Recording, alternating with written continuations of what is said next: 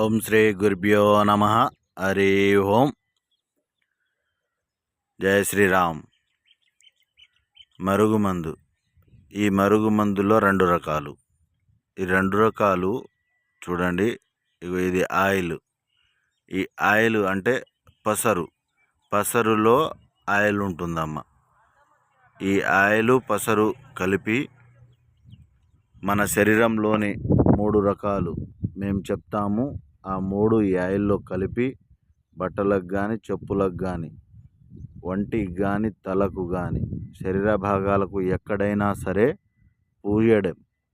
మన లోపల వైపున పూయాలన్నమాట. బట్టలకు కానీ దేనికైనా సరే.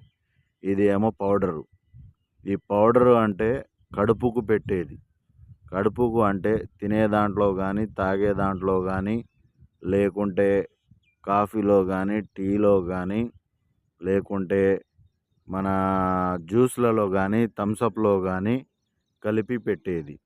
ఈ మందు పెట్టడం వలన మనకు మన మాట వినని వారు మన మాట వినే విధంగా మారిపోతారు.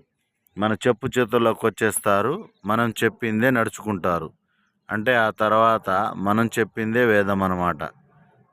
భార్యాభర్తల మధ్య గొడవలు ఉన్నా, లేకుంటే తల్లిదండ్రుల మాట వినని పిల్లలకు కానీ,